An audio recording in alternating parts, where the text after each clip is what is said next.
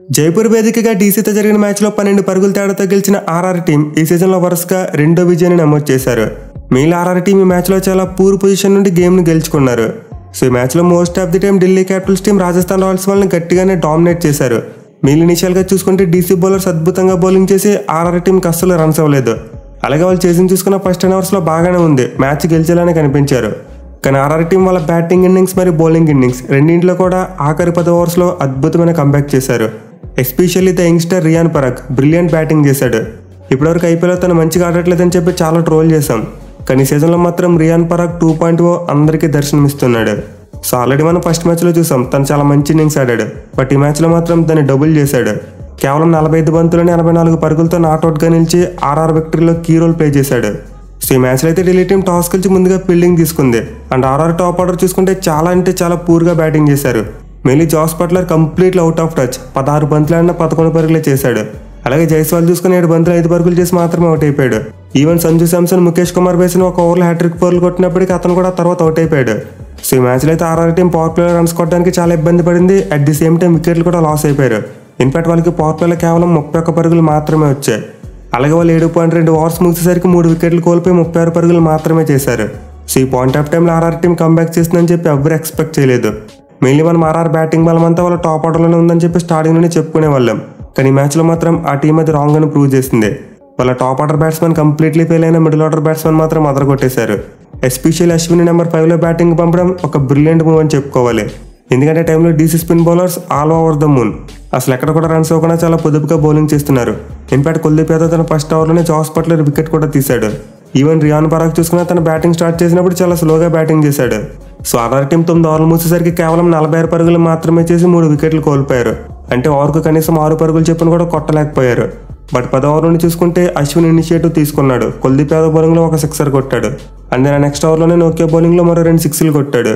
So ఈ 3 6లు ఏవైతే ఉన్నాయో అవి ఆర్ఆర్ టీం యొక్క బ్యాటింగ్ విషయంలో మొమెంటంని తీసుకొచ్చాయి. పర్టికులర్గా అశ్విన్ ఆడిన పుల్ షాట్స్ అయితే నెక్స్ట్ లెవెల్లో ఉన్నాయి. సో అతనైతే చాలా మంచి క్యామ్ ఇన్నింగ్స్ ఆడాడు. 19 బంతుల్లోనే 29 పరుగులు చేశాడు. ఇక అతనితో పాటు ధ్రువ్ జురేల్ మరియు హెట్మేర్ కూడా చాలా మంచి క్యామ్ ఇన్నింగ్స్లు ఆడారు.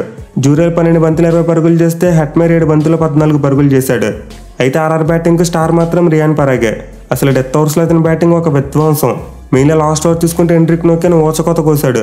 ఫస్ట్ 5 బంతుల్లో 3 4లు మరియు 2 6లు కొట్టాడు. అలాగే ఓవరాల్గా చూసుకుంటే ఓవర్ నెంబర్ 20లో ఏకంగా 25 రన్స్ వచ్చాయి.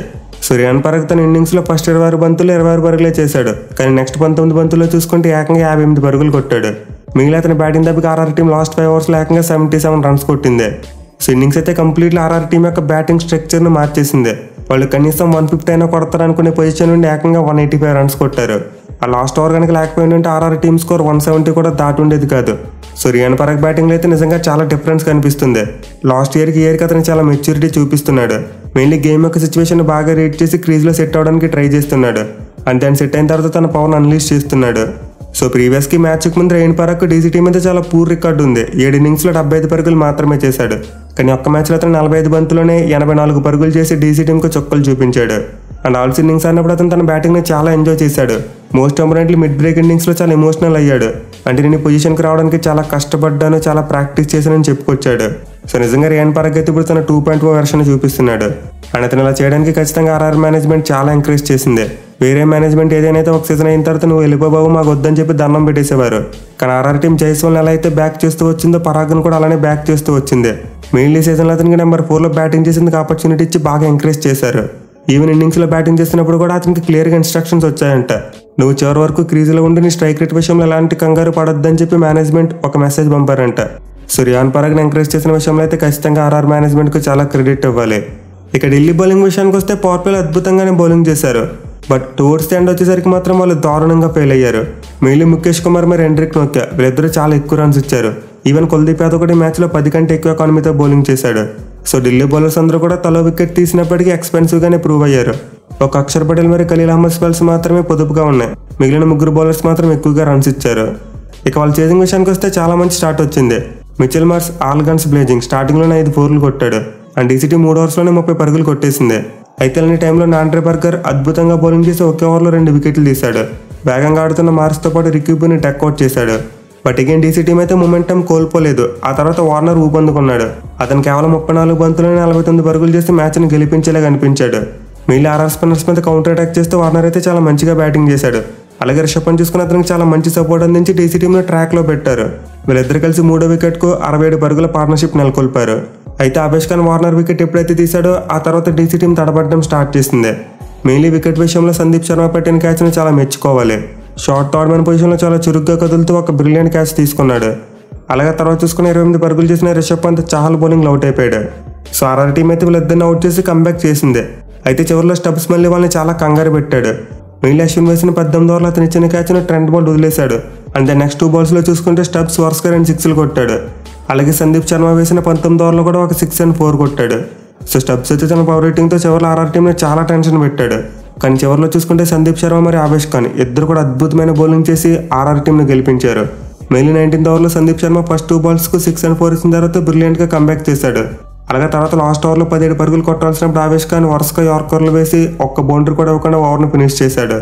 సో ఆర్ఆర్ బౌలర్స్ అయితే లాస్ట్ 10 బాల్స్ను అద్భుతంగా బౌలింగ్ చేసి ఆ టీంను గెలిపించారు. వేరాజ్ నోకియా చూసుకుంటే లాస్ట్ ఓవర్లో 25 పరుగులు ఇచ్చి ఢిల్లీ ఓటమిలో కీ రోల్ ప్లే చేశాడు. ఆ ఓవర్లో కనుక అన్ని రన్స్ రాకపోయినంటే ఈ మ్యాచ్లో ఖచ్చితంగా డీసీ వాళ్ళు గెలిచి ఉండేవారు. ఈవెన్ ఈ మ్యాచ్లో ఆర్ఆర్ టీం ఫీల్డింగ్ విషయంలో కూడా కొన్ని ల్యాప్స్ చేశారు. ఐ థింక్ 2 క్యాచెస్తో పాటు ఒక ఈజీ రన్అట్ను మిస్ చేశారు. బట్ స్టిల్ వాళ్ళు మ్యాచ్ గెలిచారంటే రియాన్ పరాగ్ బ్యాటింగ్ అండ్ చివరిలో అద్భుతమైన డెత్ బౌలింగ్ ఈ రెండే మెయిన్ రీజన్. సో ఆర్ఆర్ బౌలర్స్లో చాలు 3 ఓవర్స్లో 19 పరుగులు ఇచ్చి 2 వికెట్లు తీశాడు. అలాగే నాంట్రీ బర్కర్ 3 ఓవర్స్లో 29 పరుగులు ఇచ్చి 2 వికెట్లు తీశాడు. మెయిన్లీ చాలా రిషబ్ పంత్ వికెట్ తీయడం ఒక గేమ్ చేంజింగ్ మూమెంట్ అని చెప్పుకోవాలి. సో ఓవరాల్గా ఈ మ్యాచ్లో ఆర్ఆర్ టీం కొన్ని మిస్టేక్స్ చేసినప్పటికీ చాలా మంచి స్పిరిట్తో కంబ్యాక్ చేయగలిగారు. మెయిన్లీ బ్యాటింగ్ విషయంలో వాళ్ళు చేసిన కంబ్యాక్ అయితే అన్బిలీవబుల్. నిజంగా రియాన్ పరాగ్కి హ్యాట్స్ ఆఫ్ చెప్పి తీరాలి. ఇన్ఫాక్ట్ అతనికి player of the match award కూడా దక్కింది. ఇక మ్యాచ్ తర్వాత పాయింట్స్ టేబుల్ చూసుకుంటే ఆర్ఆర్ టీం 4 పాయింట్లతో 2వ స్థానానికి దూసుకెళ్లారు.